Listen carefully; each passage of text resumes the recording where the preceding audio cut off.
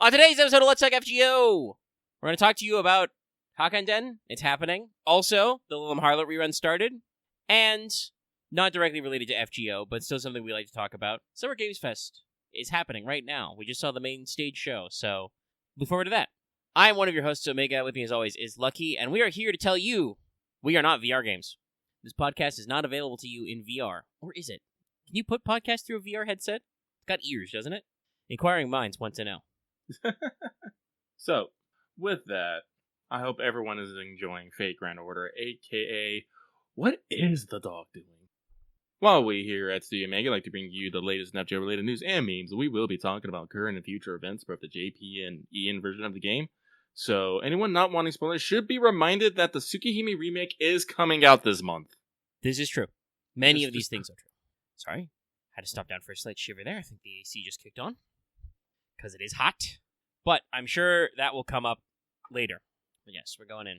And I'm sure there will be a few jokes about the dog later. And also already in the title of this episode. Anyway, before we go much further, though, we'd like to remind you real quick, everybody, that this episode is brought to you by our patrons, like Adding to Harp, Legacy G, Call Me Zed, Carlos, Dragon, Flightless Icebird, Jeremy Vasquez, JDV9000, Just the Fake, Starlight, Legendary Boss Hunter, Liam Kessler, Rise of Kenji, Rogue Robin, Charvor, Sean Pryor, Some Guy Named Bob, and Rand the Crow. If you like what we do and must use to more, consider supporting us on Patreon. Get access to episodes early. Sorry, that time I had a little burp in the middle there. But you can get episodes early and check out other stuff. It really helps us out and supports us. Thank you. Thank you. We do them, they're live. Okay, alright. I no longer require that tab. Eat. Away from me. To hell with ye. Alright, okay, sorry. I feel like I'm fighting back the intrusive thoughts. I don't know why I'm so fired from the hip. We got a show to do. Yes, we do. It'll probably be a little slimline, because it's not really a big news week. But we do have some stuff to talk about. Starting, first of all, with... Sorry, I've completely forgotten how I start this usually. Usually I think I start it with, let's check out everybody's favorite Kohai. But the segue is for our next segment. So let's check in. Senpai, 起きてください. Because it is time for Wake the Fuck Up Senpai Wake Up for pro tips. There we go. Everything is all in alignment. The pro tip probably should have come last time because I think they had announced it. I just did not squiggle it in the squiggles. Which is, we got our June items. I'm pretty sure I saw this, get fired up, and I was like, oh yeah, I didn't think about this. It's soaps, fangs, and metals. Pretty sure I need the Aurora Steel, which is what we commonly call soaps, because they are shaped like bars of delicious soap. They look like bars of delicious soap. Please do not eat the delicious soap.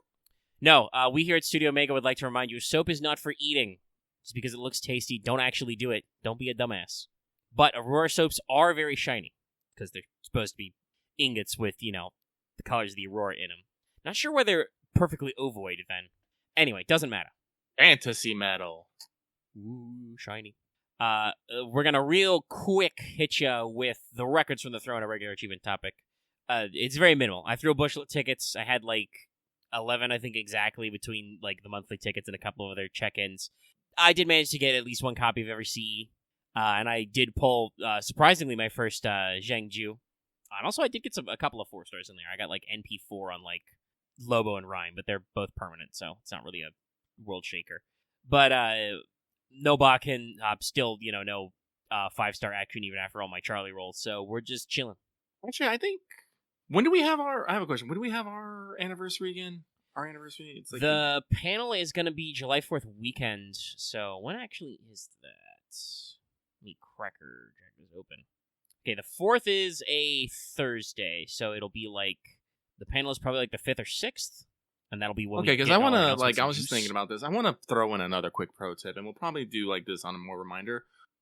Reminder, for this year's anniversary, they're going to be most likely, everyone's predicting it's going to happen, but they're going to do the update where you basically gain Saint Quartz for fully ascended servants. So if you want to get that big sweet stack of Saint Quartz, you might want to, if you haven't already, be a little bit more on top on getting your servants to full ascension. Yes, this is the, usually anniversary comes with, obviously, a bunch of Saint Quartz just to celebrate the fact that it's an anniversary, but also usually tacks on a few more through various master missions and the like, and this one's big one is going to be Final Ascensions. I believe that for purposes of getting the Saint Quartz, all servants except certain of the special, like, limited time bronzes and all welfares do not count. We are also counting Habitrot and Saber Lily officially in those welfare 4 stars. But you can get a shitload of Saint Quartz. I believe if you... Obviously, it's, still an extreme. But if you do actually have, like, most every servant in the game, you can, like, rack it up quite high and almost guarantee pity. It's a big infusion. But yes, that will be this anniversary. Along with the quick buff. And Mighty Chain. But yes, that was my Achievos. For me, we're going to move over Not Over the World's Evil, but damn close. It's not actually that bad. I spent 10 tickets on the Balkan banner trying to get CEs. I got the 4-star and the 3-star, nothing else. So, meh. Sadly, quite mid. Yes. I got a couple C's at least. I know I've gone for the 10 tickets and gotten Bupkis, so it can always be worse, but it's not super better. So yes, Chad is telling me that if you have every single servant in the game, it's like 1k quartz, which is allow. And also is over the pity block. That's, I believe, somewhere in the 900s. Anyway, that means it's time to ask... Did you finish your master missions? They're pretty simple this week. You need to perform 30 FP summons. Make sure to spin ups for those CEs. Acquire 15, then 30 EXP embers of any size. They are, though, supposed to be in battle, so just picking them up from your present box does not count. And then 15 each of Saber Caster, Archer or Rider, or a Lancer Assassin Berserker enemies. These still do technically, because they're, almost a week old now, do still technically call out that you're not supposed to use them in Grail fronts, but at this point, you don't have those anymore, so it does not matter. Get your free Saint Quartz fragments. Which means it's time to move into Skelograms. We're at, just under 9 minutes of time. I suspect we'll be through the news before 10 minutes of time passes. In NA, obviously the Hakunen event was announced at the stream that we mentioned it would be at, and is firing accordingly, so no real new news there. It's happening.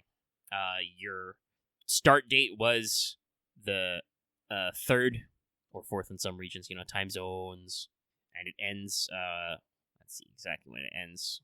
The 24th, yeah. So you have 17 days. And do expect probably around the 10th or 11th to be the Tametomo banner. But, perfectly normal stuff happening. The only other, actual news thing that you didn't know about ahead of time is Advanced Quest 6 on 6/6. The number of the beast. It's for Pages, Gears, and Crystal Seas. I think I'm a run of Advanced Quest behind, so I need to catch up sometime. But it's hard, okay? They're advanced. But Pages, Gears, and Crystals are all decently good. And then the big thing in... Sorry, pause my mic arm. Bonking with the back of my hand. But JP also has the news. And that is the Lilim Harlot rerun. It's happening, just as they said it would. Starting the 7th and going until the 27th. Which, once again, still leaves a whole last month before JP anniversary. So, keep your eyes peeled. They'll have to do something. Mm-hmm.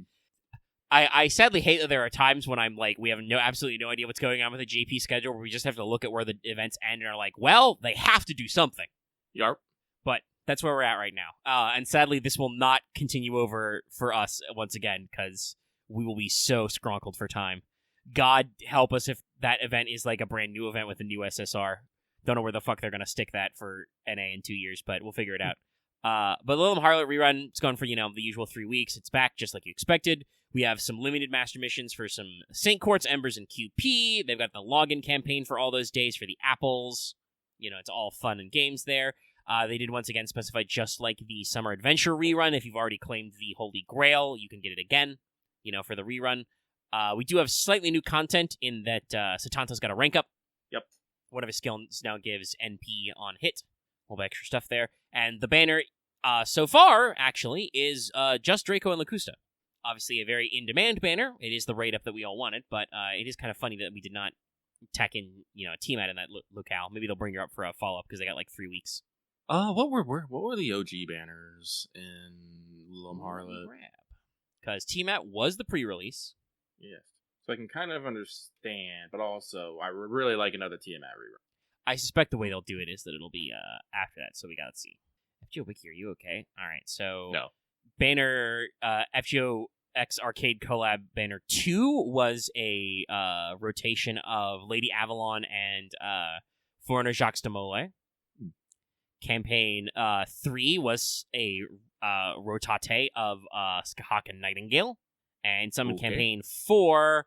Oh, well, we're definitely not redoing that one. That's all permanents. It was Mordred and Lancer, Alter, and Jack and Nero. Those are all permanents, so... But definitely might see that return of the Avalon and Jacques banners. What they'll probably do is just, like, announce a big, rerun banner campaign that'll include, like, a team out run, and then maybe, Jacques, Lady Avalon, etc.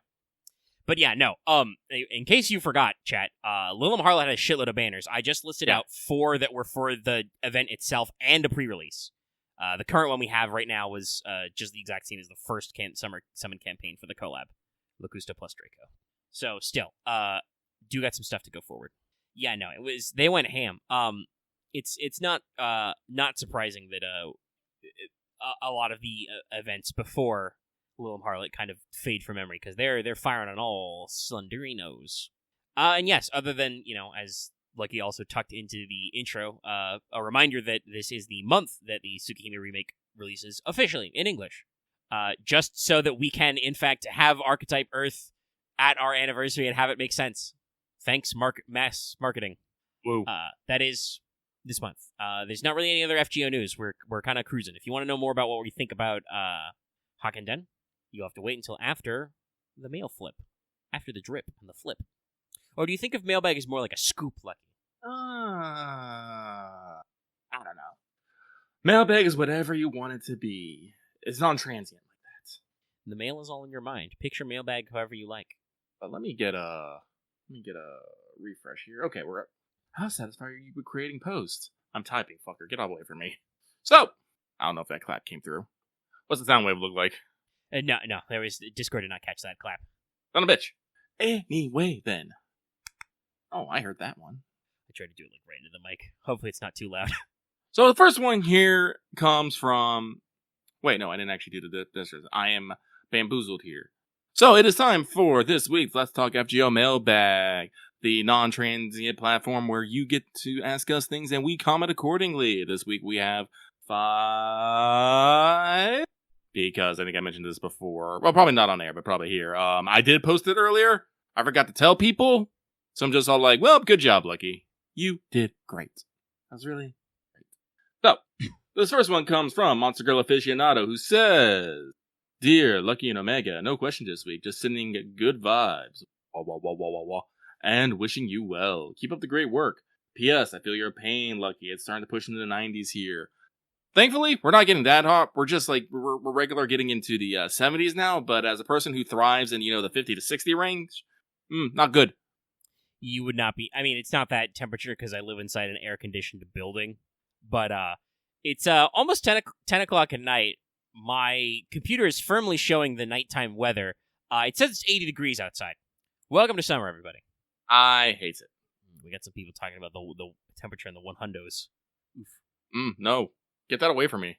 You keep that weather over there. So, this next one comes from the Tyrant King, fondly remembering having no AC in his truck for about 5 years, all while living in Texas. That's windows down all day. Just give me that air circulation. Yeah, about to say, do you have the blower at least? Or is it just windows down, baby? I think it just has to be windows down. But, what they have to say? Question, hey guys, the new gacha game's coming out. Oh, with the new gacha game coming out or already releasing, have any newcomers caught your eye? Also, may I ask your St. Court's count looking for this anniversary? Anyway, that's it for me. Sending good vibes your way. Wah, wah, wah, wah, wah, wah, wah. And hope you have a great evening. I think I mentioned this before. I am interested in Zenless Zone Zero. I've actually been interested in that game for like a couple years now before I actually knew that fucking Hoyoverse was a thing. Because they had a teaser like forever ago. So I am going to check it out. Like I said, knowing me, probably not going to stick with it. I don't know why, but I think I just have this kind of general distaste of Hoyoverse games from their aesthetics and I guess mostly just their aesthetics. I really don't like their character designs. I really don't. I'll admit, I've said it before, and I will probably have to say it again. Not necessarily with our audience crossover, because our audience crossover usually plays games like FGO or Azure Lane also. But the general audience of Hoyoverse games seem to have a skewed opinion of what character archetypes are in terms of design. Unfortunately, a lot of stick women get called mommy, and a lot of stick men get called daddy. Yeah, and while certainly part of that is attitude, you got to have a little bit of flesh to the bone there. ZZZ has Zenless Zone Zero is doing some slightly different aesthetic stuff. I'll probably take an aside glance at it, but I'm not really cooking right now. I admit though that if I had more free time, I do not have free time. I'm trying to clear Endwalker shit before Dawn Trail. I have 2-ish weeks. Mm-hmm. Yeah, 2 weeks and some days. So I don't got shit to do. Because I know that it is a turn-based RPG and people say they like the gameplay, I'm passively interested in Honkai. It's just I'm I don't got time for this. Yes. I also don't know exactly how the story beats roll out in Honkai Star Rail. And Genshin Impact, the story interested me so little. Yeah, I don't know what the story structure is, but I do believe that Honkai has a similar release style where it's every so many months they'll have a big story patch, and that will unlock more stories and get kind of doled out in a cycle. But apparently, despite my misgivings of it, Hoyoverse games sell very well. Last month we got the revenue charts for gacha games, and guess what? Honkai Star Rail and Genshin Impact were at the top, beating out 3 and below by 3 times the amount. Which personally, that seems weird to me. Yeah, that I do not know, especially because I know that because they're worried about competing with themselves, Star 8 and Genshin give out rewards very differently. Honkai has a lot more free shit because Star Rail has a lot more free shit because they need to give you a reason to play it and not play Genshin, I guess, even though they play very differently. So I'm kind of shocked that they're both so big, but I feel like MiHoYo, Hoyoverse is doing the gotta spend money to make money strategy, and it seems to be working. They do have the cash to burn, and they spend it on marketing. Some of that marketing sucks. It's very cringy. I still remember Knife to Meet You to this day. But, no. They can also afford trailers at, Summer GAMESFEST and stuff like that. They always show up to the Game Awards, so, I guess that kind of positive marketing control works, I suppose. Again, it just blows my mind. I'm not necessarily upset that they're 1 or 2. I'm upset. I get more upset that they're 1 and 2 with a 3 times the amount of profit. Yeah, as other games. That's accessible. They're on the PC and the other. It could be it, but also I also consider I've said this several times. I've always considered Genshin Impact, baby's first gacha game. Genshin really was that way, yeah. Yeah. People in our Discord chat saying that Star Rail does seem to have the best story about the Hoyoverse games according to the fans, and I can believe that. I look at Star Rail and I'm I feel like there is emotion happening here at some point. But the other thing is yeah, but is this as good a story as what Blue Archive makes me do? Because Blue Archive makes me cry, Nikkei makes me cry, FGO makes me cry. Will Star Rail make me cry? I don't know. It might. I really don't know. That's why I'm a little weird about it. If Zenless Zone Zero comes out and I like it, I'll probably be about going to Star Rail. But I'm also one of those people. Axe talked about this the other day. I feel really weird about starting a gacha game that I didn't start originally with. It's because me Lucky has that FOMO, the fear of missing out. Yeah. I got back into Azure Lane. I'm still maintaining it, and I'm just looking back at all the shit I missed. I'm just taking critical damage constantly. Especially since some of the stuff, I only missed by a month. I'm so, it's a thing. But we will see. Definitely gonna peak at Zenless Zone Zero. But other than that, no. Shout out to Wuthering Waves. It seems to be having a pretty good release so far. Doing a lot of work to fix issues and doling out compensation by the truckload, it seems like. Ooh. This sadly, not sadly, because I think it is better in some cases for the audience, but definitely seems like that is unfortunately the speed we're at is if you want to make a dent, you gotta have some whatchamacallit, you gotta have some extra zazz. Mm-hmm. But Yeah, no. Right now I think I'm in a pretty good place. I'm playing FGO. Like, honestly, I think I'm probably playing too many gacha games. I'm playing FGO, I'm playing Nikkei, I'm playing Archive, and I got back into Azure Lane. Like, that takes up some hours of... excuse me. That takes up some hours of my day. Like I said, I am probably not as far in the FGO event right now is because I have to put in time for Nikkei and Blue Archive. Thankfully, Blue Archive isn't doing anything super crazy right now, but Nikkei is having a Bunny Girl casino event. I'm like, oh no. That's pretty good. How dare. Also, yeah, I don't actually know what the problem is that I was a little behind on the first day, and so I'm like, I don't actually know what the current point is. I'm like in the middle of a story chapter. I can't like grind it out in the middle of the show, but I'm working on it. I mean, by the way, sorry if I seem a little distant for a second. I was making sure that I'm like, I can still sign into the quote unquote, my quote unquote business email. The answer is yes. I got a lot of stuff to goop out from, clean out some folders. But I was gonna say, like, hey, if Hoyo, you do a lot of promo. If you want to sponsor a stream or something, I'll check out your game. Sadly, yes, being real, as much as I don't want to disprove my marketability, I'm pretty sure that most of our audience who wants to care, like, is the target demo for HSR is already playing it. Probably, yeah. But yeah, no, there's some stuff. And like I said, I don't know if they've actually, like, this is always the concern with video game, like, trailers and announcements. I don't know if they've actually had, like, what we would call, like, normal gameplay footage in trailers yet for Zenless. But it does seem like from the way the trailers are shot and some of the character designs they are going for a little more, like, action-y look. I don't know if it's, still supposed to be turn-based or is more, like, active inputs, but they have a high energy vibe to them. So like I said, I'll give it a side glance. It is a little more beat 'em up. Okay, good. That's always fun. Switch up your genres, different people to different players. Or different games to different people. Whatever I'm trying to say. Anyway. Words. You're trying to say words. Yes. Anyway. This next one comes from Atsuyo, even though I'm not moving at all. That's a Blue Archive reference from a resident Hoshino lover. But they say, hey guys, I'm dying from heat. When you're dying from the heat, what is your favorite life-quenching liquid?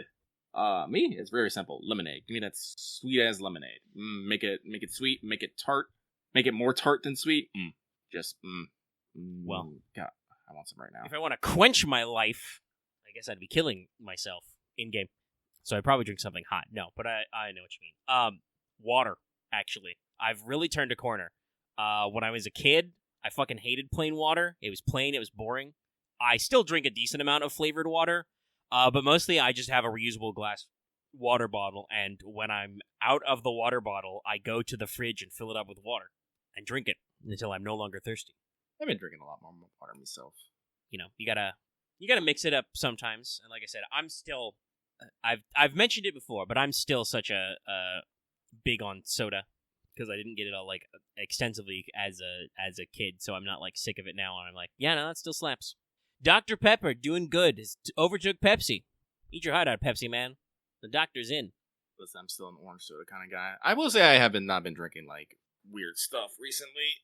Although I did find a crazy ass fucking energy drink that I had to try. What was it? It was like had a stag on it. Hang on. I may have seen the stag marketing before. What was it? Was it Rain? Was it Ghost? Monster, Sting, Burn? Juice Monster Pipeline Punch! Oh, that's Monster. Was it just Black Stag? And it's apparently a brand. I can order those from Walmart. Hey, let me. It seems like the Black Stag brand, though, is coffee flavored. No, it was actually an energy drink. Oh, God, I wish I took out my garbage not long ago, because otherwise it'd be in the... It had the most wild fucking flavor. It was like sour or something, and I just tasted it. I'm like, this just tastes like straight fucking candy. Always the most dangerous. What was it? Wait, hold on. This might be it. Bucked Up Energy? That might be it. Hang on. Can I copy this image? No, it's only the zoom mode. Oh, there it is. There I can copy the image. Yes, this is it. Hang on. Behold, patrons, the Blood Raz. Yes, no, this is why I bought it, because I was looking at the fucking names. I'm just like, what is this? I mean, I don't think we made a big deal of it on the show ever because it never came up. But there was a reason why I had a list of fake energy drink flavors for Singularity War, and I tried my best to be unhinged because this is how marketing energy drinks works. Okay, they have 14 flavors. Hang on, let's see here. We have... Oh, okay, that's what it was. Okay. So I'm going to read out these 14 flavors for a bucked up energy. So we have Blood Raz, Blue Raz, BZ Blast, Gym and Juice, Mango Tango, Miami. Just the flavor of... Oh, man, shit. I'm going to have to get me some of the Miami flavor just to see what it's like. Pink Lemonade, Pump and Grind, Rocket Pop, Strawberry Kiwi, Wild Orchard, Berry Candy, White Gummy Deer, Sour Bucks. I'm sorry, I'm just like, Mango Tango, Miami. Yeah, no. It's crazy. Oh no, but I tried the Sour Bucks one. It was just tastes like straight fucking candy. Ugh. I mean, you might be able to find some like artisanal or special sodas that have some similar taste, but no, it is mostly in the zone of the actual product. Oh god, I remember looking at the fucking the nutritional intake on it. It was like 1,300% of your daily recommended of B12 and B13. I gotta be honest, I don't know if you can overdose on vitamins, and some people may need 13 days worth of vitamin B in one day. I mean, not really. You piss that shit out pretty quick. It's probably true. If you have too much, you just don't even get it. But still, you don't process it. Also, especially, you're probably pissing it out because you're drinking energy drinks. Your body doesn't really hold on to those. Yeah, no, I don't really need any extra energy intake. I have enough trouble sleeping as is. Yeah, same. That's why I'm mostly the caffeine. I've been trying to cut back on coffee. I have been drinking more green tea, though. There's technically more caffeine, but I don't know. I feel better on it. I think depending on what you do with tea, it can be a little more, like, mellowed out. All right, let's move on. So, thank you very much. We move on to Scorching in pre-summer. We're not even actually at summer. We still got, 3 weeks till summer. Not 3 weeks, 3.5 weeks. We're about to hit that summer solstice, baby. We're gonna be baked. But they say, dear Lucky and Meg, I hope other than the heat that your week is going well. As for the question this week, with Tsukihime Remake coming at the end of the month, are y'all planning to speed through before FGO anniversary, or will y'all be taking it slow? Personally, I'll be taking it slow. Mahayo is sitting on my desk, just looking at me, waiting. I'm just like, Yeah, I have not pre-ordered Tsukihime because I still am sitting on Mahayo, and I'm like, oh, I don't know when I'm going to find time for this.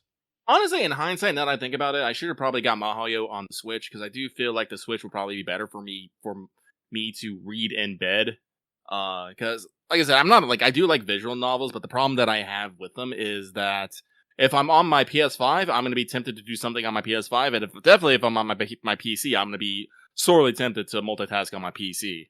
So the fact that I'm getting Tsukihime on Switch because Sony decided to censor an art book because they're cretins will probably actually do a lot for me to actually, get through it. Super excited for it. But I've never tried visual novels on the Switch, but I suspect it would work. You do get to pop her out. I've done a lot of casual work. Though admittedly, my Switch hasn't gotten much mileage since Super Mario Wonder. But I did play and did all my work on Hades 1 on Switch, so. Alrighty. So, let us keep going on. And to last but not least, Agent 418 saying, hello, Lucky and Omega. Have a good weekend, y'all. Well, thank you. Yep. Man, we are going through this quick. What's our time right now? Mission clock just crossed 36 minutes. Oof. Okay. Here, I'll post What? for the patrons my list of fake energy drink flavors. Once again, you guys tell me if you want a dramatic reading. We have nothing but time to kill. You want me to do the reading or the dramatic reading? You can probably bring the right energy. I know you've been watching Power Thirst. I feel like we do have Bigfoot coffee here in the Pacific Northwest. I wonder if we have a Bigfoot energy drink. Yeah, I went with Bigfoot in all caps. By the way, it must be written in all caps. I think I gave it the TM mark at some points in our documents, but it's Bigfoot in all caps, one word, because obviously it's supposed to be like Monster Energy, but energy's wild. Sorry, I'm just reading these ones. Oh, fucking no, I'll just read them out anyway. We have Bigfoot Original, Bigfoot Radium Green, Bigfoot Red Alert, Bigfoot Ultraviolet, Bigfoot Electric Blue, Bigfoot Teal Tornado, Bigfoot Atomic Orange, Bigfoot Magenta Massacre, Bigfoot Sunny Shores, Bigfoot Gold Standard, Bigfoot Absolute Zero, Bigfoot Vanta Black, Bigfoot Whiteout, Bigfoot Candy Crash, Bigfoot Java Lava, Bigfoot Jade Dragon, Bigfoot Iron Root, Bigfoot Desert Spice, Bigfoot Mighty Fuse, and Bigfoot Night Vision. Why is Night Vision at the end of the list? It's because it glows in the dark. That's it. Also, I have absolutely, because it's the only one that doesn't have a color, I have absolutely no idea what color Bigfoot Original is. It has no color, it's just a plain ass 10. Yeah, it's just an unlabeled gray can. Saves on cost, baby. Trust me, you know when you're drinking Bigfoot Original. Bigfoot minimum, more like. So with that, unfortunately, that is end of the FGO. Well, not the Let's Talk FGO mailbag. And we are gonna basically spin right round over to Free Talk. With at the top of our list. Well, Hakunen impressions. Yeah, Hakunen. The event's going on. The event do be going. I do want to say off the bat that for something that I just kind of consider just a little nothing event, I did not know that we had serious stakes involved in this. We did not take any particularly hard notes on it. I think it's okay for here. Like I said, the event isn't going to be that long. But it does seem that we are post-Trom. So, or at the very least, if you've completed Trom, the game acknowledges it. Oh, does it? I don't know if it does either. But surprise, surprise, shit is weird. First off, because, hey, there's a random ass dog running around, sniffing around, checking out your shit, as dogs do. And then also, you're being bombed by magic artillery. Oh no. Yeah, we start with what seems like, a normal Caldea Sunday. There's a weird dog here, rolling around. And then it quickly turns into, by the way, somebody's shooting rockets at us. Watch out. Our fucking normal one. Rasputin flashbacks. No, this is worse than the RPG. But yeah, no. It's pretty solidly, we go through it. Honestly, I think the game does a decent way of setting up its story. It's kind of funny that, like, we actually did it. We remembered how independent action works. We straight up bring up that archers are the best at using minimal magical energy from a long distance away from their master. Hence why all archers are bonus servants in this event. But I think, honestly, the way the event is taking its kind of intro is it's weaving together two stories, I guess we should say, in kind of a really good way. Because on one hand, it's weaving together the mythology about Minamoto no Tametomo, which was communicated in mostly whatchamacallit, I'm trying to remember the name of the work. It's one of the more the ones I don't know, but it's a cute one. It was right, I think they even may have said the name a couple times in the event. The Chinsei Yumi Harizuki. That was a historical novel that Bakken wrote about Tametomo. Hence why everybody in this event knows so much about it, because that work was illustrated by Hokusai. They did collab for a number of years. So, like, and then the other half is obviously the Hakunen, the Eight Dog Chronicles. So, doing a decent job of bridging these two together. I wonder how much, explaining the English translation has to do versus, I'm sure most of the Japanese audience is at least familiar with the concept of, Bakken's bibliography. Bibliography? That's not the right word at all. What am I doing? But, like, obviously I talked about this in the one, but Bakken's, really prolific writer, really well-known, part of a big, cultural revolution around that time period. So most people would probably recognize at least some of his works. I also joked in the wanted that the serialized format seems very familiar. The original, Nanso Satomi Hakunen was written in 106 volumes and released over, a period of Oh, how many years was it? 28 years. Yeah, I was like, it's 20-something. Hey, does that sound familiar to anybody at chat? So yeah, that's like, honestly, I think it's fair to say that Bakken and some of his contemporaries really piloted what became the format of Japanese popular literature, pop lit, which is probably where we get the current light novel format from. Running forever! Long-form serialized content, which is designed to be consumed. It is intended to reach a wide audience, and the authors of Gesaku, it's called, intended it to be commercial work. They their livelihoods were as authors, so it's the basis of the style. But yeah, we bring it together. I love how nonplussed the master is, though. We're just like, ah, that's a weird dog. Hey, dog, you need anything? The dog's just like, runs away, And we're just like, huh, weird. Hell, I don't even think we were that nonplussed when, the first shot hits the storm border and we're like, holy shit, we've been bombed. Anyway, I guess we better race shift. So, Must get be my Tuesday. coffee. Yeah, but we pick up Bakken very early. Just showed up. But it's kind of not really Bakken because it's also Omichi. Bakken's stepdaughter. Apparently. Yes. And we're kind of employing the same technique for like Oe being manifest in that in his later years, Kitsuke Bakken was blind, and Omichi basically, wrote the letters down for him. He dictated, she wrote them. Mm-hmm. So technically, because Bakken is a pseudonym anyway, they are both Kitsuke Bakken. But yeah, and I'm far enough in the story that the Bakken personality has started manifesting. So we get a very fun time of like completely switching grammar. Yeah, I'm not there yet. Yeah, you'll have fun when you get there. But it's not as communicated in text because they don't like use caps. But it seems like the Bakken side yells a lot. Judging by how much Izo is like, stop yelling, I'm right here. Very boisterous, probably very loud. But yes. We have a fun cavalcade of characters too. Obviously all the archers are in it, but we've invited Bargist. I am glad for this. Yeah, it's good to see her kind of cruising on her own. Hashi and Lobo decided to come along as well. It's not so much that they decided to come along, as that they were kidnapped by a dog who left our precious Ushiwakamara behind. Yeah, Ushiwaka's not taking it well. I am sad about that.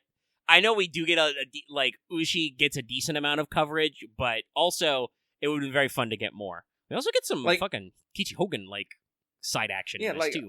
I will say I'm not upset about Hessie and Lobo showing up because I do feel like this is a good chance for them to show off a bit. Like, I don't know how much they go on, but just reading, Hession, trying to pantomime what they're saying, miming themselves being strangled to indicate that they think there's traps and stuff. I'm like, oh no, that's great.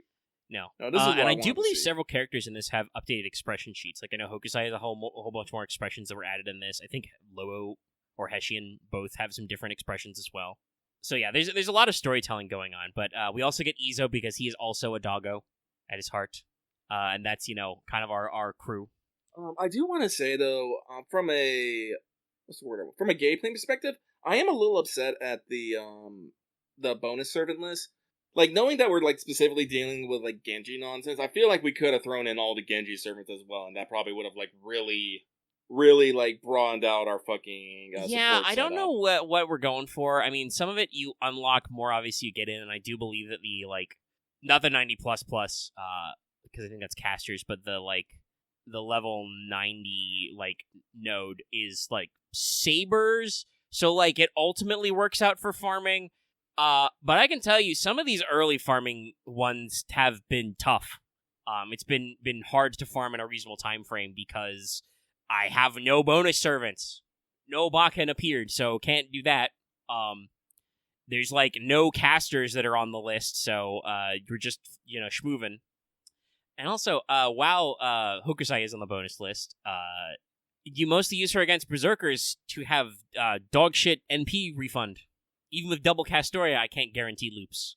Because, I only have, a normal Hokusai. I haven't, given her, append skills and extra crazy juice and grails and stuff. The juice. So, it's just, it is a little weird for, farming spread. I haven't had any problem with story fights.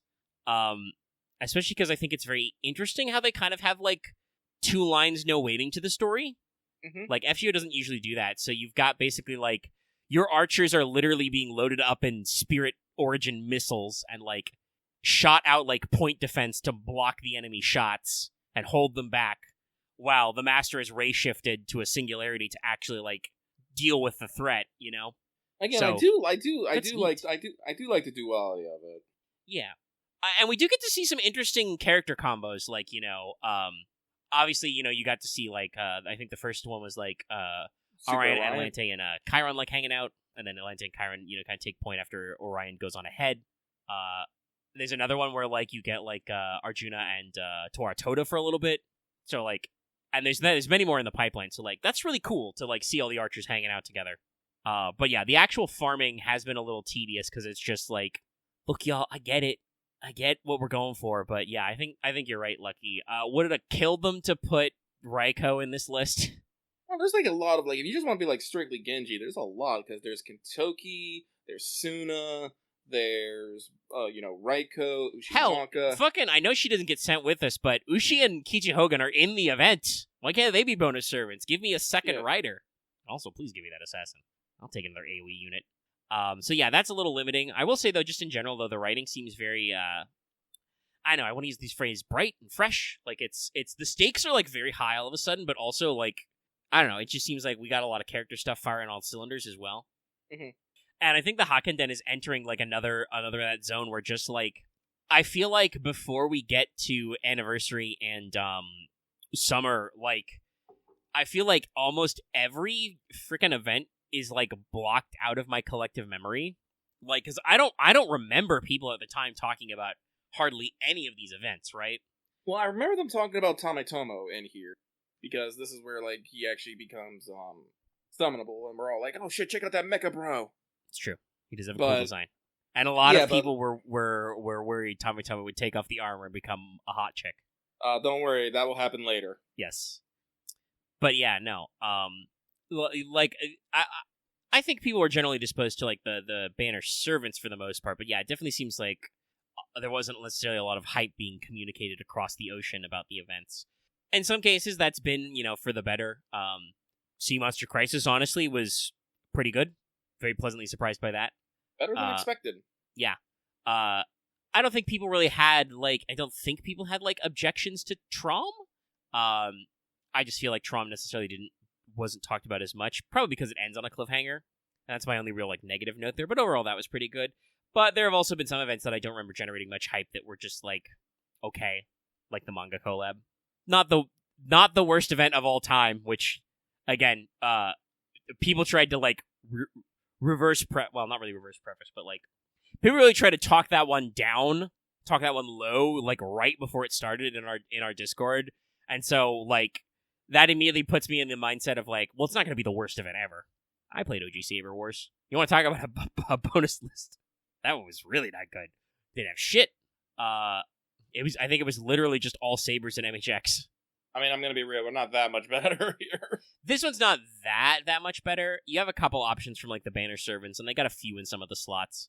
I'm kind of surprised that I guess it's because she's not, you know, she can't go with us, but I'm, like, surprised that MASH isn't in the list. We've gone back to an older school style of event design, and it makes me wonder if this event was maybe, like, written a while ago. Like, Bakken has a pretty, like, normal, not crazy, you know, design as a playable unit. Like, not really, like, solid, but, you know, not really doing anything crazy. I believe Tametomo has a fairly, like, modern kit, because he's got, like, you know, an NP that automatically pierces. So kind of like a similar design to, like, Ibuki and Muramasa and stuff like that. You know, what I like to call anti-asshole technology. So that's getting to be, like, a few years old as well in the dev cycle, so it's not, like, unheard of, but makes me wonder if this event was maybe designed a little earlier, because the servants don't seem to be doing anything super flashy. We just didn't have a place for them, because the bonus list is pretty narrow, and that's odd. We're paying fast and loose. Or, you know, maybe we were crunched for time and didn't want to worry too much about figuring out the ins and outs of the list. But yeah, learning with manga was very mid. It existed. There were some good dialogues. There were some good jokes in there, but it was very, very formulaic. And I do kind of feel like this event so far isn't formulaic, so it's nice. But yeah, the bonus list farming is a little rough. And still only 4 CE copies in store. Stop it! You're gonna make me farm fucking 3 million points. You can put the 5th CE in there. Will people really be that upset if they don't get 500,000 QP? Yes. Maybe. If it was replaced with a CE, I don't know. Yes, if it was replaced with a CD, probably not, but... Yeah. I mean, yes, in general, if they didn't get, they got like the 500k less, yeah, they would be down. But no, if we remove that for a slot of a CE or something, because figuring out like how the points ladders are symmetrical is rough because there's a lot of things in there. A lot. But I'm sure there were some cuts we could have made somewhere, but we just didn't want to for some reason.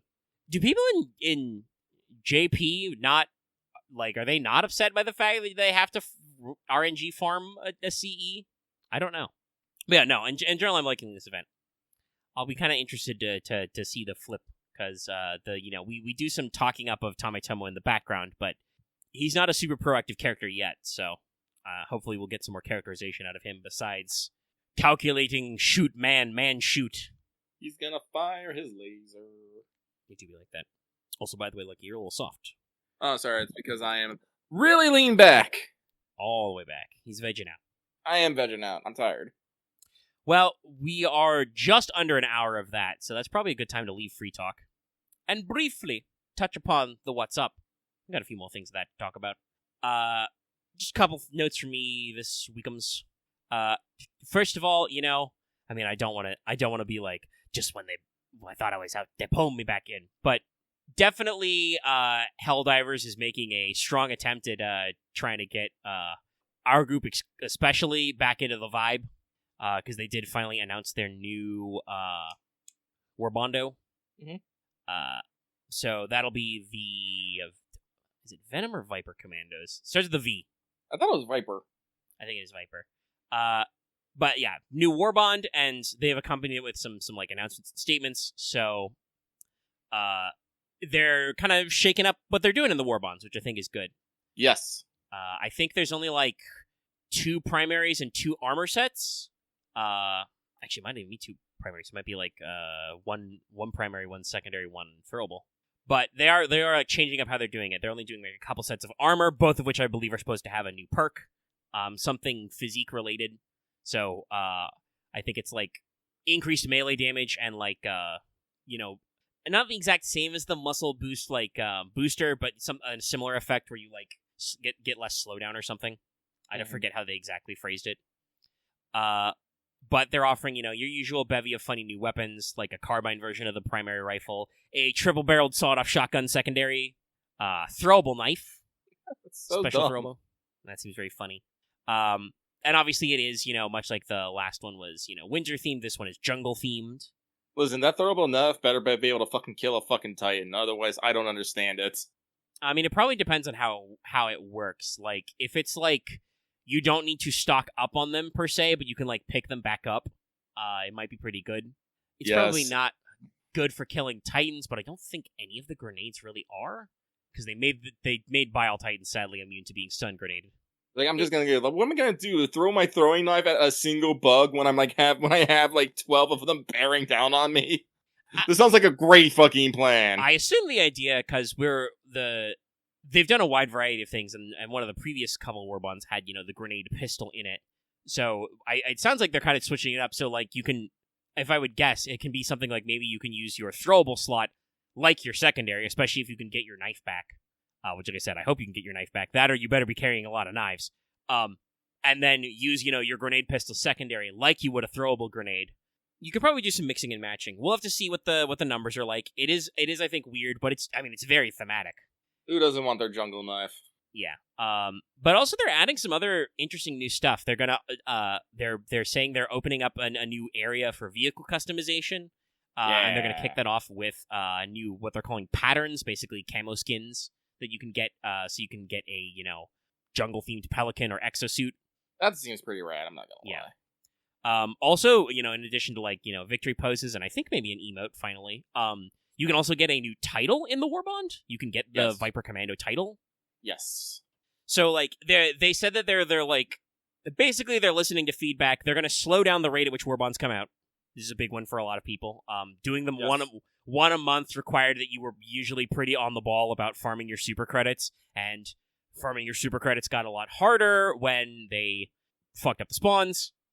So, it's a lot more complex, but now they're going to pace them out, and also they're going to change up like the formatting so it's not just always 3 armors, always 3 primary weapons. Let them spread out their stuff a little bit more and give you some different options, which is good. It's good to see. So yeah, I'm definitely interested in this, because it seems like there's a lot of fun stuff. One of the helmets is, a skull mask and a red beret. Honestly, this is like, short of actually getting a fucking official Warhammer collab, this is probably pretty good marketing in general. Lucky you probably don't know this because it's slightly more obscure than your normal knowledge of 40k, but in 40k among the Imperial Guard, there is a specific army known as the Catachan Jungle Fighters, who are just all, Predator guys. Yeah, Space Rambos. Axe says it good. They're all like, despite the fact that this is the 41st millennium, they're wearing like just their flak armor and no sleeves. They don't wear helmets. They wear the fucking bright red bandanas.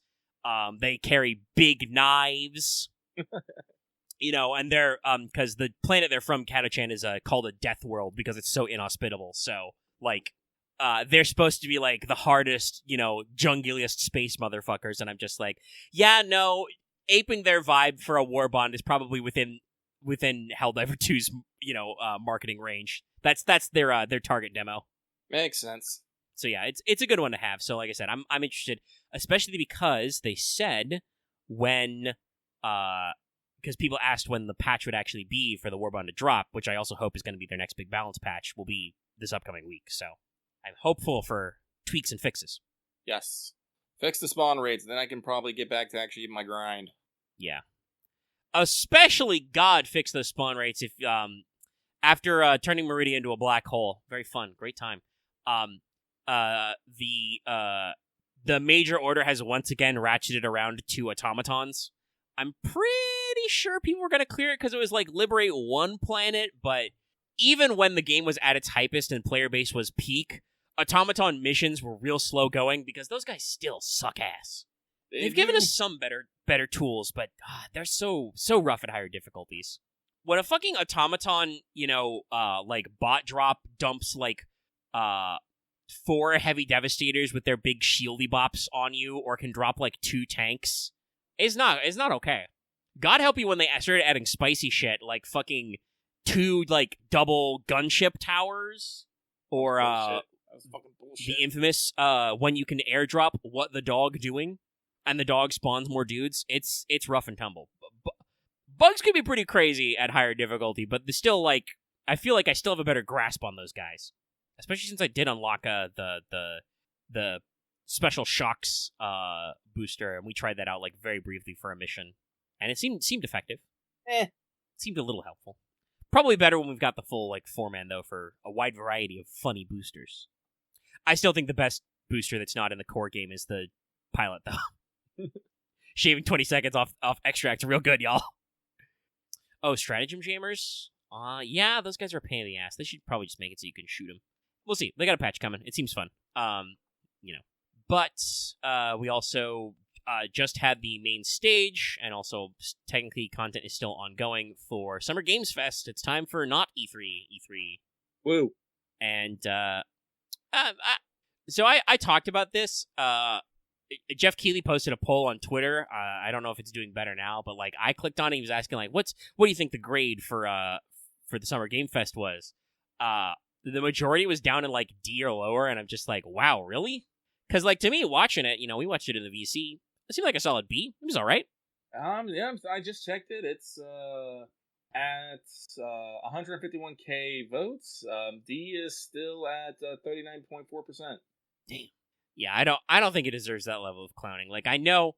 Oh, actually, honestly, I especially don't think it deserves that level if people are like, oh, well, there wasn't any, like, giga hype announcement. Jeff warned you. He said, temper your expectations. We're not going to have, like, a special one more thing. You're probably going to know, you're not going to see a lot of brand new games there. It's mostly going to be new trailers for games you already know about. No Kingdom Hearts 4, but, I don't know, I guess... Well, people don't care about that. Yeah, I know. They only care about, like, did my thing get in? No, this is the worst shit ever. Sometimes the gamers deserve what they get. don't call it a future. This is the grave you chose. That kind of shit, because, like, there is definitely a slice of the audience who are apparently at least a notable statistical slice, though technically not the majority. They're just maybe the biggest single slice, who are just like, this didn't give me incandescent hype. Weak. Sucks.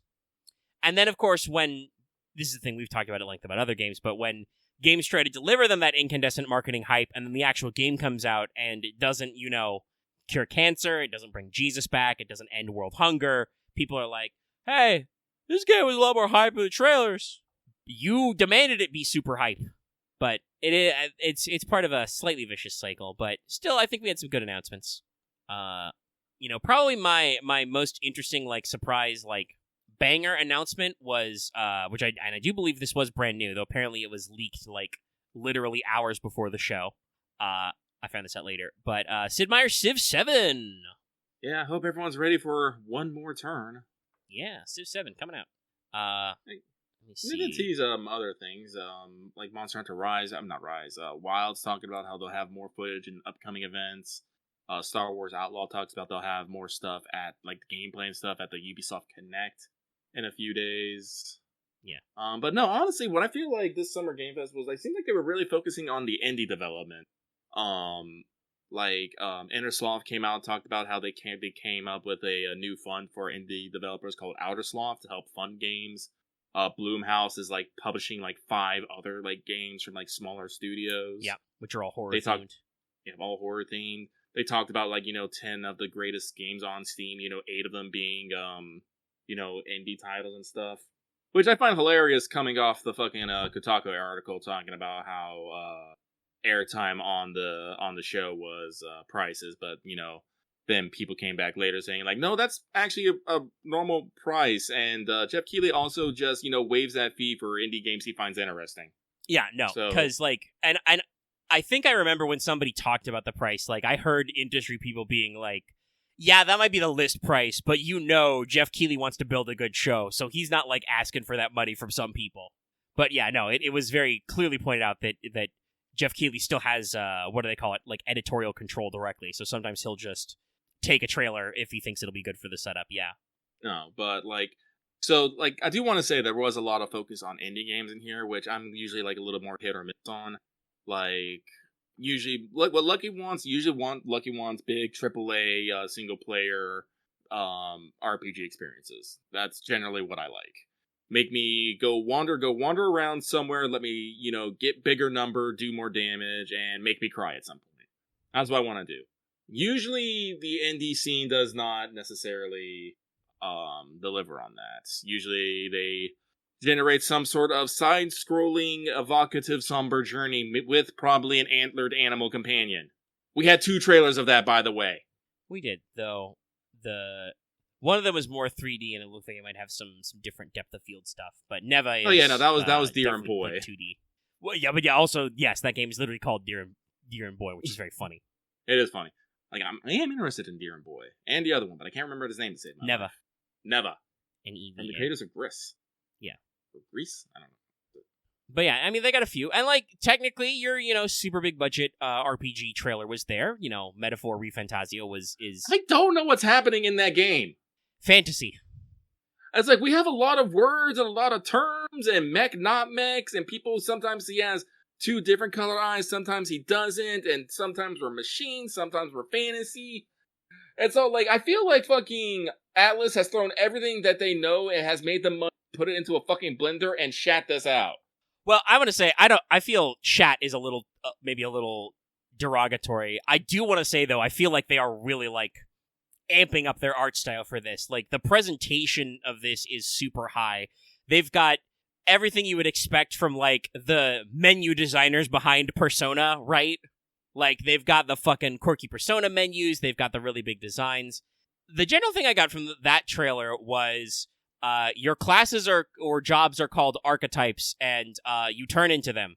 So, it's not a Persona or an SMT directly where you have, like, a separate little demon guy.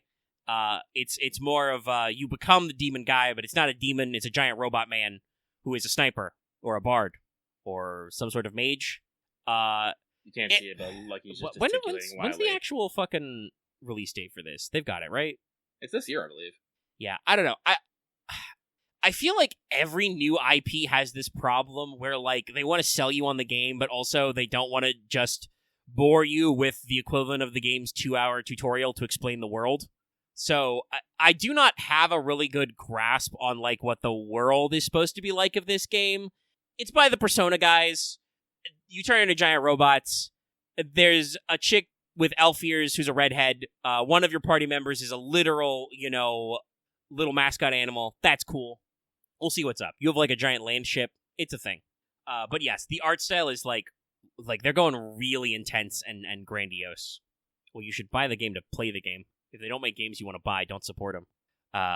We'll see once again how Atlus's DLC policies shake out. But we got a handful of stuff. Some of them are kind of surprising and not. It's pretty neato. They let off with a Lego Horizon. I thought it was pretty cute. Yeah. Seems like a solid move by PlayStation. It is interesting that that's coming out day one on PC and Switch, not Xbox. But they're working towards it. There was a probably fairly interesting start to a game called Wanderstop, which I think we had been announced previously, but it's by the guy who made Stanley Parable. So, on the one hand, if you like that style of humor, probably going to be pretty witty. Also, might be pretty dark. Yeah, you might go some places. It seems like our main character, who was, out in the countryside helping out at a tea shop, has some, like, not unpacked anxiety or PTSD stuff to get into. So, like, yeah, there's probably some teeth to this game. But also, you get to make tea in a weird swirly blendy machine. There's a lot of just, I don't even know if I would call it, like, multiplayer slop, but there's a lot of, like, random multiplayer stuff that I still don't understand. Like, the first Descendant, I still don't think we saw any gameplay in that trailer. I think the first Descendant is actually out. It's just kind of in this weird state. From what I understand, it's like a co-op looter shooter or something. Yeah, So they say it's going to be a next gen looter shooter. It is not out yet, though it may have a beta, but it's coming out the second. But like I said, I don't think I've seen, for a game that comes out in less than a month, I haven't seen any gameplay footage, which does not endear me to a title. But also, I don't know, 4-man looter shooter. Like if we're like more if we're more PvE than PvP, I'll definitely be more into it for that. Because again, there's too much PvP going on nowadays. Like, I don't understand Valorant. I really don't. But that's also I understand Valorant. Valorant is just Call of Duty, but with character designs literally by League of Legends, because it's Riot. That's it. That's all they got. It's Counter-Strike, but anime. The finals interests me. I don't know why it interests me. Maybe because I watched Rubik's. I haven't played a little of the finals. The finals has enough teeth that, like, I played a little bit of the first season when it launched. Like, it's free. It's fast paced enough that, like, you don't really feel bummed out, because it's not like at least any of the modes I've played are not like proper, like, battle royale. You get locked out. It's usually like 3v3v3. So, like, it has the right kind of pace that you don't really feel bad about maybe a loss or not, and it's got a lot of funny stuff in it, like fun little tricks like smashing through shit and foam grenades. And it looks like they had a pretty interesting update. Like, they have a fucking an 1800s Kyoto map. I'm just like, oh, that's grand. Yeah, that's I don't know why they picked that for their third season, but yeah. And it looks like there's gonna be themed weapons and accessories and shit. And then I remember Valorant, I remember the finals, and they had a couple others in there. Let me see. I'm scrolling through the trailers, but I'm mostly getting them through PlayStation, so some of them might not be, because some of them are only on the PC. Can I see Summer Game Fest 2024 announcement? Let's see here. All right, Adrian, don't fail me now. Like Horizon Quidditch Champions. Let's see. No More Room in Hell. No Room in Hell 2, which is going to be kind of a, like, rogue, probably like roguelike or extraction type shooter, but it's going to be 8-player co-op for a Zombo PC game. That's probably pretty cool. Oh, yes. I will say one standout. I posted a tweet that June Park had of it, which was, game of the show is the alien Scrimblow Blimblow koala bears beat the shit out of cops. That's called Cuff Bust. That one actually was looked surprisingly fun. Oh yeah, no. If it's just a co-op break out of jail game, that's fun. Yeah. Let's see here. They announced Civ 7. The Dragon Ball Sparking Zero release date set for October. They showed off, alternate storylines. Yeah, and apparently press has come out that you'll be able to craft your own special story events as well and share them online. Nice. Which is really good. The Tenkaichi game series that Sparking Zero is a follow-on for were known for their kind of big action figure collection type vibe. You got all the dumb little characters and you can kind of mash them together. So this is a really strong continuation of that. It looks pretty rad. We talked about the Blumhouse Sizzle Reel, which looked pretty good. Let's see, Dear Boy. Kingdom Come Deliverance 2 actually had a pretty good vibe. It kind of gave me that vibe of fucking what's the best way to put this? You remember the video we like to put on fucking Happy Souls 2? Yes. Two kind of dudes just going around in medieval fantasy kind of thing. Because while things look serious, there was also plenty of jokes and being dumb idiots. I'm no, I'm kind of for this. Yeah, it's got it's first person. It's got some stuff. They announced they're making a new Fatal Fury game. Yep. Let's see, I'm trying to. Yeah, this list I think I got from GameStop is just what they call all the big one. Let's see. Let me go to IGN and see if that's got truly everything. Let's see. I mean, the Star Wars Outlaw teaser trailer was all right. They're gonna have more, obviously, but they got some stuff. Let's see. Mecha Break. Well, that's gonna have a beta in August. Okay. I think that's the Mecha Battle Royale game is Mecha Break. The machines look really good. They've this presentation explicitly said that they got Takagi Yanase and Junya Ishigaki. So that's the guy who designs mechs for Metal Gear Gundam and Armored Core, and a guy who designs mechs for Xenogears and Gundam. Did all the mech design, so they look fucking good. Valorant coming to consoles. And I don't understand what's going on in the Dune Awakening story trailer, but that's okay. I don't know. I don't know. I was about to say, we not maybe the market. Technically, Lucky, I think you are kind of the market for a survival MMO, but only if they have closed servers. Yeah. Listen, I am not the person who wants to walk into a fucking server, get ambushed by people fucking spawning the game points, and get dragged to a fucking camp and put into a cage, and says, we're not going to let you out unless you sign this agreement here. That's happened in games. Yes, that happened a lot in Ark. But yeah, no, it's, normally I do not think of myself as the survival MMO type guy. But no, that's there's some stuff. But also, I'm I admit I'm a bit of a purist. My primary Dune experience is I read the original novel. I watched the movie from the David Lynch movie. I have not seen the new Dunes, though I believe they are pretty good. But I'm man, I don't know if it's Dune if there's no Muad'Dib, if there's no Quasar-Tadorak. Next, you'd be telling me there's no sandworms, But they're doing something. That Slitterhead trailer was very interesting. From one of the guys who used to lead on Silent Hill. He's got his own standalone studio, doing some very weird stuff. I think my best description of Slitterhead was anime prototype. Kind of seems what they're going for there. I love the part where the one guy cut off his hand and you just shot out of the string and brought it back. Nope, give it back. So that one might be fun. God, that fucking Killer Bean game. Don't understand it. It's crazy. One guy did that. Good for him. Oh, okay. So definitely super double don't care about New World Eternum. That's not even a new game. It's just they fucking rebranded their old MMO. It's like a Game of the Year edition. Let's see. Powell getting an announcement. Monster Hunter Wilds got confirmed crossplay, baby. Was that not part of the show proper? No, I think it was. What was that fucking... There was that other weird PvP or PvE looking shooter with the plane that flapped its wings. What game was that? I don't even think IGN has that listed here.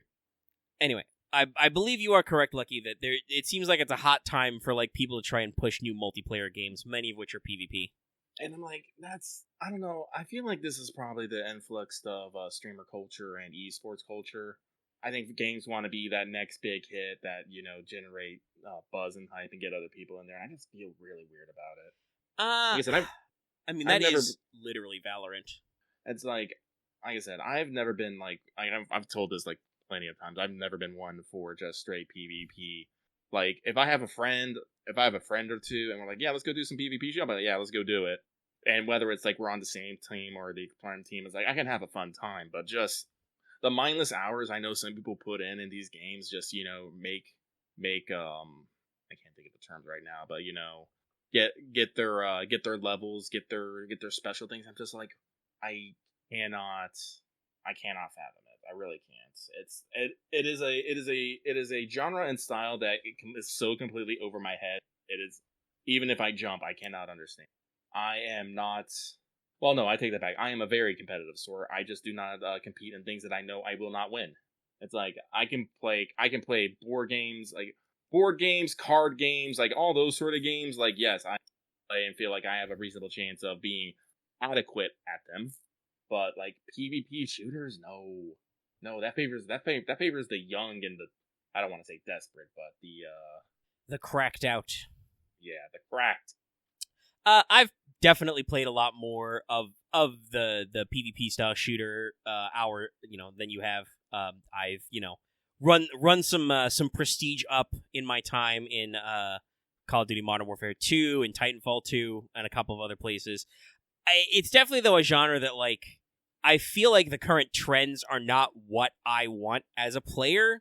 Like a lot of I don't know why, but a lot of games seem to be moving towards smaller team hyper competitive stuff, which I definitely think is that esports influence you talked about. And I'm like, that's not what I really want. Like I don't want to do a battle royale with like 100 people, but I don't want to do like 5v5 small map necessarily either. Like I played a lot of the Activision style, PvP shooters on like, admittedly on console, but like 12v12 type shit or 10v10, or I think some of those even got more like 20 or 20 guys when you have big servers. And you're all just kind of like spawning, figuring out the map, shooting stuff, having fun, and it just kind of like happens. Occasionally I would run into somebody who was like clearly on a tear. I have been tactical nuked before. Which is a crazy high kill streak. But normally you just kind of like vibe out, see what happens, kind of live, die, repeat type stuff. And a lot of these games are not in that genre. And I don't know, like I have, even though that's what, the reason why they were at Summer Games Fest was, Valorant was there because they're announcing a console drop. And I'm like, well, that's neat, but I even with a controller in my hand, I cannot imagine playing Valorant. I'm too old for it. That's a game for people who are like 5 to 10 years younger than me. I don't get it. Also, personally, I don't want to touch anything made by Riot with a 10-foot pole, but that's just from years of internet experience.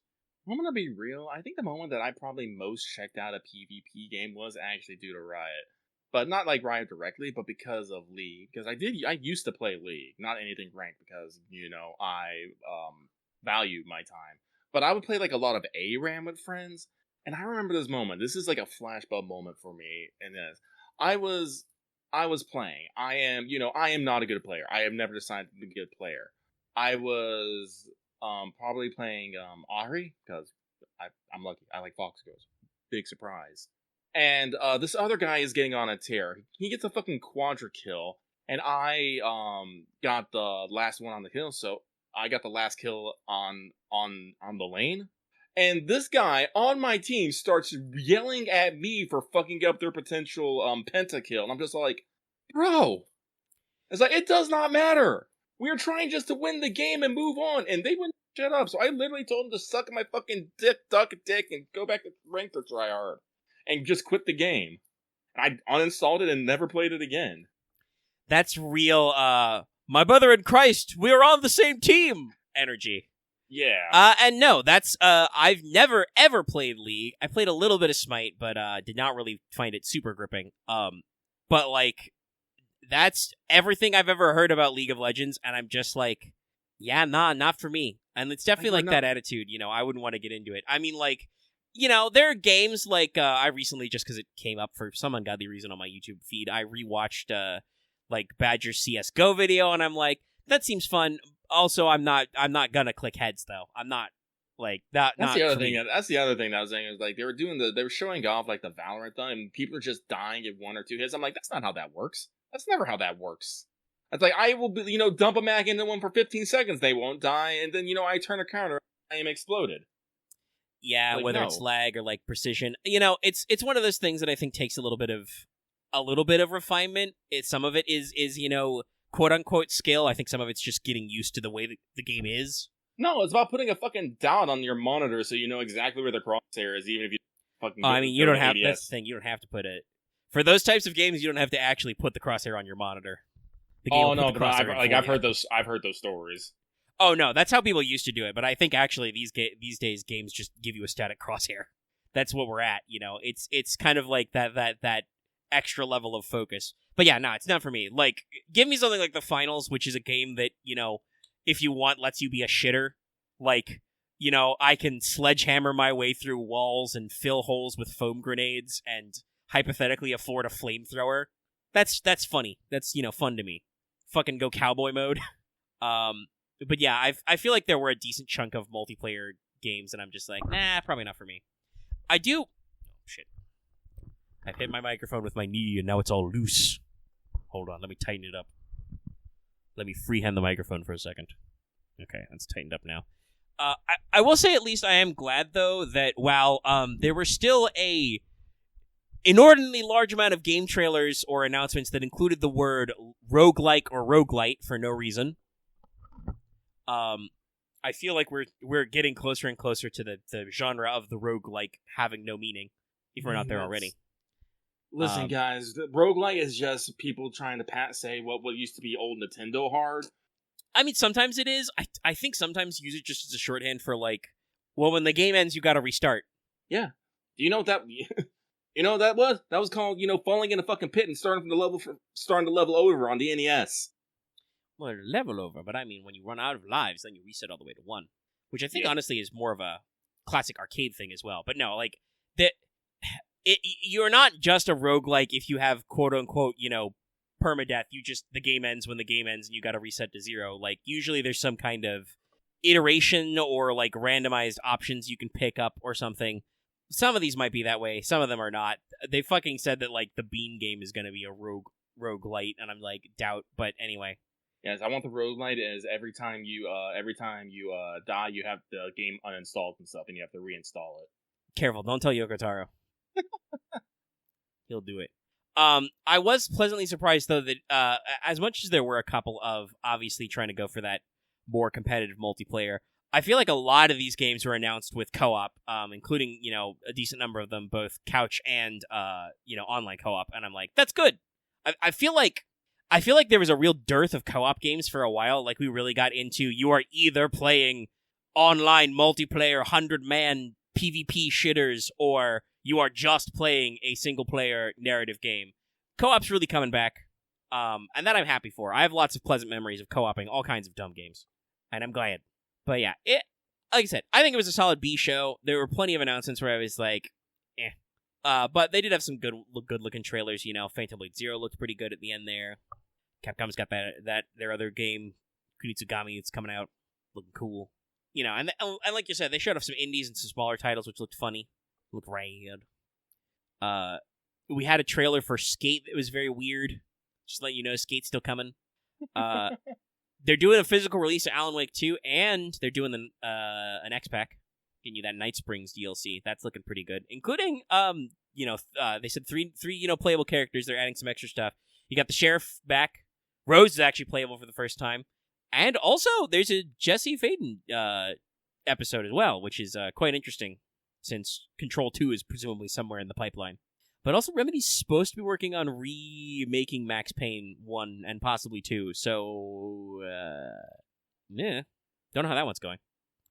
But yeah, we've managed to talk about Summer Game Fest for about a half hour again. About an hour 35. It's after 11 p.m. We should probably wrap the show up. It is a shorter show. I was going to say that funnily, but then I realized the different syllable vowel sounds I could make in shorter, and I don't want to. But we should probably wrap it in. Get back to either more FGO grinding, or I can collect some more dailies in 14. Because the grind set is real. They had the media tour for Dawn Trail. It showed off a lot of the job stuff. We're vibbing. But that probably is time to wind up. Anything else you want to talk about on the show, Lucky? Not really. Okie dokie. Stretch my neck appropriately. Okay. Now with my spine in proper configuration, we can wind down the show. If you're watching this video on YouTube, give us a like. You got any comments, leave in the comment section. You can hit up our Discord as well. Link in the video description and the channel page. Those are the two places where you can find the Discord link. If you're new here, please sub a dub, or else. You can also ring the bell for notifications so you guys know we're posting new videos or streams. You can also join our channel memberships for membership badges and emotes, and support us on Patreon. Like I said earlier, get access to the episode early in audio format for as little as $1 a month or approximately $10 a year. And yeah, if you are hurting for more content, I did post, as of the time of recording this, it'll be a day ago by the time this goes live to the general public on YouTube. I did post session 1 of Rain. It's 5 hours long. I think it is actually the audio version of both is more compressed because I, clip out dead air and some other stuff. Some random clicks and snorts and coughs. Lots of sounds. Which I made a deep, dramatic gasp inhale, and I just thought to myself, wait a minute, you idiot, you're going to edit this audio too. Hopefully that one was dramatic enough that it stays in, but it might get cut out, so there might just be silence there. Anyway, the Rain AP is, I think, literally longer on YouTube than the Session 0 was. So, if you are hurting for content, please go check that out. We had a load of fun playing it. And we'll probably have a load of fun this weekend playing the second episode. So, yeah, we've got plenty of contentino for you. Plus, I have been double streaming 14 for 2 weeks now. So, check that out as well. I think that's everything I got. We'll see you guys next week where we'll have a new banner. We might have some other stuff coming out. Might see some things, might hear some things. And I guess we'll also see if they did, fire that team at banner up or not. But I think that's it. Good night, everybody.